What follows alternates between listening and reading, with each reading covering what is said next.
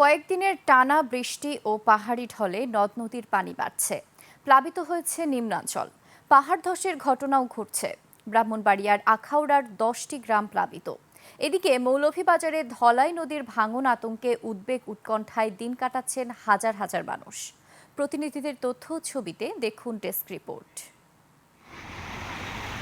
বৃষ্টি ও পাহাড়ি ঢলে ব্রাহ্মণবাড়িয়ার আখাউড়া উপজেলার 10টি গ্রাম প্লাবিত হয়েছে। স্থলবন্দর এলাকায় ঘরবাড়ি তলিয়ে যাওয়া সহ সবজি ক্ষেত, পুকুর ও রাস্তাঘাটের বেশ ক্ষয়ক্ষতি হয়েছে। উপজেলা প্রশাসনের পক্ষ থেকে ইতোমধ্যে 11টি আশ্রয়কেন্দ্র খোলা হয়েছে। পানি উন্নয়ন বোর্ড বলছে, হাওড়া নদীর পানি বিপদসীমার কাছাকাছি থাকলেও কোথাও বাঁধ ভাঙার খবর পাওয়া যায়নি। কালার এক্সপার্ট, জর্জ স্যাপ এবং মাইল্ড অন হ্যান্ডস টেকনোলজি সমৃদ্ধ অরিক্স ক্রিস্টাল ওয়াশ আপনার লন্ড্রি এক্সপার্ট। খাগড়াছড়িতে ভারী বর্ষণে চেঙ্গি ও মাইনি নদী সহ স্থানীয় খাল ও ছড়ার পানি বৃদ্ধি পেয়ে সদর ও দিঘিনালার নিম্নাঞ্চল প্লাবিত হয়েছে। জেলা সদরের শালবন, কুমিল্লা টিলা, ভুয়াছড়ি ও গুগরাছড়ি এলাকায় পাহাড় ধস হয়েছে। প্রশাসনের পক্ষ থেকে ঝুঁকিপূর্ণ এলাকার বাসিন্দাদের নিরাপদ আশ্রয়ে যেতে বলা হয়েছে।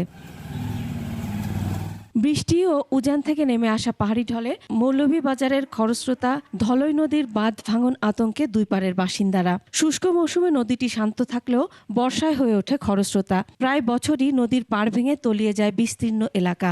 এবারও বান্ধা হয়েছে। বান্ধা হইলে যদি এই নদীর সাইডে দিয়ে বস্তাটা পড়তো, তখন নদীটার ফাটটা বাংলো না।